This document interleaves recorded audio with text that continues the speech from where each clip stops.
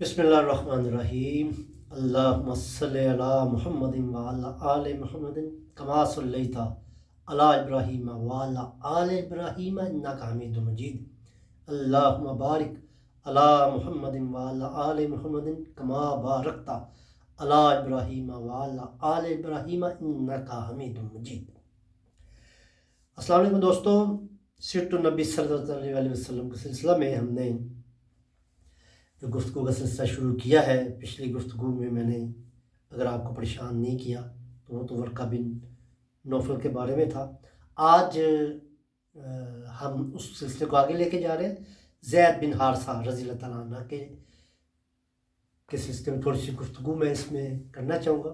वो भी अव्वलीन ईमान लाने वालों में शामिल है और उनका वाक़या भी आपको पहुंचाना बड़ा ज़रूरी है। हज़रत ज़ैद बिन हारसा पहले ज़ैद बिन मोहम्मद के नाम से जाने और पहचाने जाते थे। ये वाक़या बड़ा क्या कहते हैं कि अपने अंदर बड़ी वो रखता है, दिलचस्पी भी रखता है और इसमें थोड़ा सा टचीपन भी है, आप उसको कुछ भी कह सकते हैं। हज़रत ज़ैद जो थे वो ग़ुलाम तो नहीं थे। वो हुआ ये था कि हज़रत ज़ैद जो थे वो अपनी वालदा के साथ 8 वर्ष की उम्र में कहीं अपने अजीज़ों के पास अपनी वालदा के साथ, मतलब उनकी वालदा जो थी उनको साथ लेकर अपने अजीज़ों के यहाँ की मुलाकात के लिए जा रही थी। तो रास्ते में घुड़सवार डाकुओं का वो ग्रोह था, उन्होंने काफ़िले पे हमला किया और हज़रत ज़ैद को जो थे वो साथ ले गए। और ज़ाहिर है वहाँ का तरीक़ाकार ये था कि वो फिर ग़ुलाम बना के फ़रोख्त किया करते थे।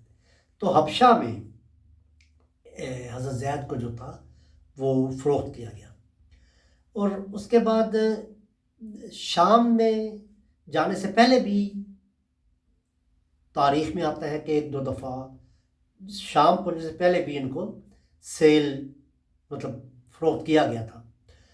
तो जब वो ये शाम में फ़रोख्त होने के लिए गए थे तो उस वक़्त एक उनके हज़रत खदीजा के भांजे थे, इब्ने हज़ाम, मुझे पूरा नाम अब याद नहीं है, अगर याद आता है तो मैं आपसे कर दूँ। हाँ, उनका नाम था हकीम इब्ने हज़ाम।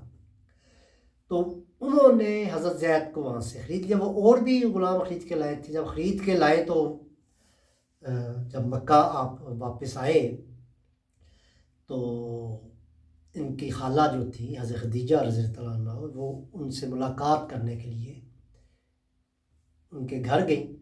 तो वहाँ पे हकीम इब्ने हज़ाम ने कहा कि खाला जान, आप इन ग़ुलामों में से पसंद कर लें, जो आपको पसंद है वो आप अपने लिए ले जाएं आप। तो हज़रत खदीजा रज़ी अल्लाह तआला अन्हा ने ज़ैद को ग़ुलाम की हैसियत से पसंद किया और वो ज़ैद को लेकर अपने घर आ गई। अब ये था कि ज़ैद बड़े होनहार थे और अच्छे मतलब ईमानदार भी थे और मतलब अपने काम भी एहसन तरीके से करने के एजाज़मंद थे। नबी अकरम सल्लल्लाहु अलैहि वसल्लम को ज़ैद बिन हारसा जो थे वो पसंद आ गए। आपने हज़रत खदीजा अपनी बीवी से कहा, ये नबूवत से पहले की बात है अभी, तो उन्होंने कहा कि आप इनको मुझे हिब्बा कर दें या गिफ्ट कर दें, जो भी उसका था। तो हज़रत खदीजा रज़ी अल्लाह तआला अन्हा ने खुशी खुशी हज़रत ज़ैद को नबी अकरम सल्लल्लाहु अलैहि वसल्लम के हवाले कर दी। अच्छा, अब जब वो नबी अकरम सल्लल्लाहु अलैहि वसल्लम के पास थे तो नबी अकरम सल्लल्लाहु अलैहि वसल्लम तो बड़े ही शफीक थे, वो तो सबसे ज़्यादा शफ़क़त करने वाले थे। तो वो जितना उनके करीब रहे हज़रत ज़ैद, तो उनसे बहुत ज़्यादा मोहब्बत करने लगे। अब दूसरी तरफ मामला ये था कि हज़रत ज़ैद के जो वालिद हैं वो बेटे की जुदाई में बड़े परेशान। ज़ाहिर है बहुत बड़ा नुकसान है बेटा जुदा हो जाए तो। وہ اب عرب روایات کے مطابق شاعری میں وہ کہتے تھے کہ اس زمانے میں شاعری ہوتی تھی، شاید میرے پاس ان کے کچھ اشعار جو ہیں وہ مل جائیں تو میں آپ کے سامنے رکھنے کی کوشش کروں گا کہ انہوں نے کہا، انہوں نے شعر اس طرح کہے زید کے بارے میں: مجھے نہیں معلوم کہ تم کہاں ہو، لیکن اگر تم کبھی واپس آؤ تو میری دلی خواہش پوری ہو جائے گی۔ جب سورج طلوع ہوتا ہے تو وہ مجھے یاد آتا ہے، اور سورج غروب ہونے کے ساتھ اس کی یاد واپس آ جاتی ہے۔ جب ہوا چلتی ہے تب بھی وہ مجھے یاد آتا ہے۔ میرا غم بہت طویل ہے لیکن میری امید بہت مختصر ہے۔ اچھا، یہ جو اشعار تھے یہ مجمع میں اور بازاروں میں پڑھے جاتے تھے۔ پھر اس کی طرف سے لوگ جو تھے وہ الفاظ جو تھے، یہ اشعار جو تھے وہ یاد کرتے تھے۔ جیسے ہم بھی بہت سارے شعراء کا کلام ہمیں بھی یاد ہوتا ہے، ہم بھی اپنی محفلوں میں سناتے ہیں۔ تو اس زمانے میں یہی طریقہ تھا کہ پیغام رسانی کا۔ تو یہ جب وہاں پر گیا، لوگوں نے سنا، قافلوں میں سنایا جانے لگا، یا پڑاؤ جہاں پہ بھی جاتے تھے، یہ پہنچتے پہنچتے مکہ میں پہنچا۔ تو حضرت زید کو ظاہر ہے وہ بھی اپنے باپ سے جدا تھے، تو یہ تو ان کو ہر لمحہ یاد ہی رہتا تھا۔ تو جب انہوں نے یہ اشعار سنے تو ان کو بھی ایسا ہی لگا کہ جیسے یہ میرے باپ کے کہے ہوئے الفاظ ہیں، یا ان کو ایسا ہی لگا کہ اس جیسا ہی کوئی معاملہ ہوگا۔ تو انہوں نے بھی بڑے دکھ سے کوئی اشعار کے، کوئی اشعار تو ہم تک نہیں پہنچے، لیکن اس میں ایک کا یہ تھا کہ جیسے انہوں نے کہا ہے کہ میں مکہ میں ہوں۔ وہ اشعار ٹریول کرتے کرتے وہ ان کے والد کے پاس بھی پہنچ گئے۔ اب ان کے والد نے اپنے بھائی کے ساتھ مل کے یہ پروگرام بنایا کہ چلیں ہم مکہ چلتے ہیں، مجھے ایسا لگتا ہے کہ میرا بیٹا وہاں پر ہے۔ تو وہ اپنے بھائی کے ساتھ مکہ تشریف لائے۔ جب مکہ مکرمہ تشریف لاتے ہیں تو وہاں پر ان اشعار کی بات کرتے ہیں، یہ پتہ چلتا ہے کہ یہ شعر کس نے کہا ہے کہ میں مکہ میں ہوں۔ تو انہوں نے بتایا کہ یہ تو زید نام کا ایک غلام ہے جو نبی اکرم صلی اللہ علیہ وسلم کی خدمت میں ہے۔ تو نبی اکرم صلی اللہ علیہ وسلم تو میں کہہ رہا ہوں، انہوں نے کہا تھا محمد بن عبداللہ کے، کیونکہ اس وقت تک ابھی انہوں نے اعلان نبوت نہیں فرمایا تھا، تو محمد بن عبداللہ کہا گیا ہوگا۔ تو وہ وہاں پر ان کے ہاں گئے، آپ کا نام تو انہوں نے سن رکھا تھا، آپ کے خاندان کا نام سے بھی وہ لوگ جو تھے وہاں پہ آ کے جان گئے کہ یہ بہت خدمت گار گھرانہ ہے۔ انہوں نے نبی اکرم صلی اللہ علیہ وسلم سے درخواست کی کہ آپ تو عبد المطلب کی اولاد ہیں جو کہ یہاں کے بہت بڑے خدمت گار تھے، اور آپ لوگ غریبوں کو کھانا کھلاتے ہیں، اور مطلب بہت کچھ انہوں نے کہا، آپ کی تعریف کی، اور کہا کہ آپ اس بات پر راضی ہو جائیں کہ اس کی قیمت لے کے زید کی ہمیں وہ ہمارے ہاتھ فروخت کر دیں، میرا جو آپ کی قیمت ہے وہ آپ ہم سے لے لیں جو آپ نے۔ تو نبی اکرم صلی اللہ علیہ وسلم نے کہا کہ میں آپ کو ایک بہتر تجویز دیتا ہوں، میں اس طرح کرتا ہوں کہ قیمت تو میں نہیں لیتا، لیکن یہ کرتا ہوں کہ زید کو بلا لیتے ہیں، وہ اگر آپ کے ساتھ جانا چاہے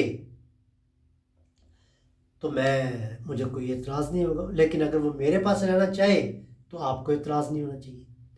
تو وہ جو حضرت زید کے والد اور چچا آئے تھے ان کو یہ بات بڑی معقول لگی۔ انہوں نے کہا ٹھیک ہے، یہ تو بہت اچھی تجویز ہے کہ اگر وہ زید ہمارے سامنے آ کے اقرار کرتا ہے یہاں رہنے کا تو ہمیں اعتراض نہیں ہوگا، لیکن اگر وہ ہمارے ساتھ جانے کا کہتا ہے تو آپ جو ہے وہ اس کو ہمارے ساتھ جانے دیں گے۔ تو نبی صلی اللہ علیہ وسلم نے حضرت زید کو بلایا، انہوں نے کہا کہ آپ ان کو پہچانتے ہیں کہ یہ کون ہے؟ ظاہر ہے وہ 8 سال کے تھے، بڑی میموری ہوتی ہے 8 سال کی، ویسے بھی عرب میں حافظے بڑے تیز تھے۔ تو جب وہ تشریف لائے حضرت زید تو انہوں نے اپنے والد کو اور چچا کو پہچانا، اور نبی صلی اللہ علیہ وسلم نے کہا کہ یہ میرے والد ہیں شراجیل کے بیٹے، اور یہ میرے چچا ہیں، یہ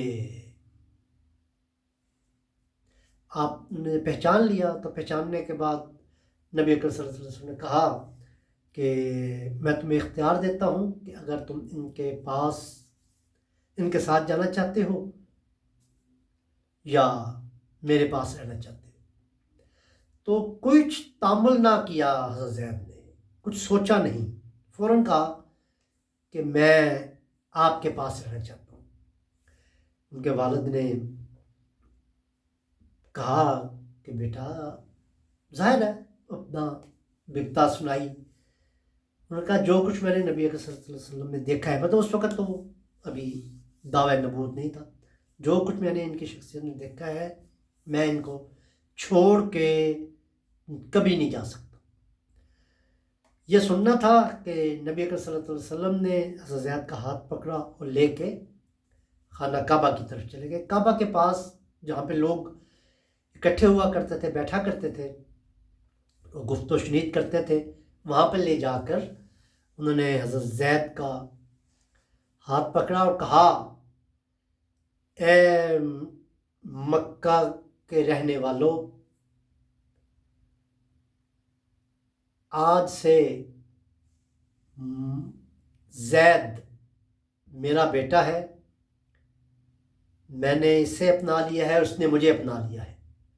اس وقت بیٹا بنانے کا یا گود لینے کا یہی طریقہ کار تھا کہ وہ وہاں پہ جا کے وہ کرتے۔ اس دن کے بعد پھر حضرت زید کا نام زید بن محمد ہو گیا اور کہا جانے لگا، پکارا جانے لگا۔ اس وقت تک یہ پھر پکارا جانے لگا جب آپ مدینہ میں ہجرت کے اور یہ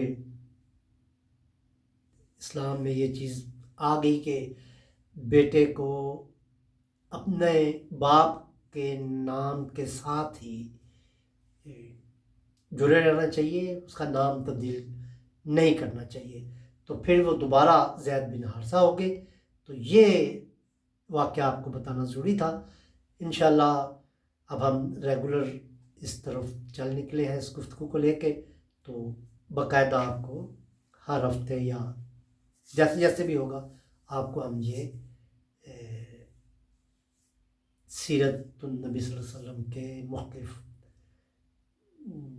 پہلو سے گفتگو کرتے ہوئے انشاءاللہ مدینہ تک اور وہاں تک کی ساری جو نبی صلی اللہ علیہ وسلم کی حیات طیبہ ہے اس پہ گفتگو کرتے رہیں گے۔ وما علینا الا البلاغ المبین۔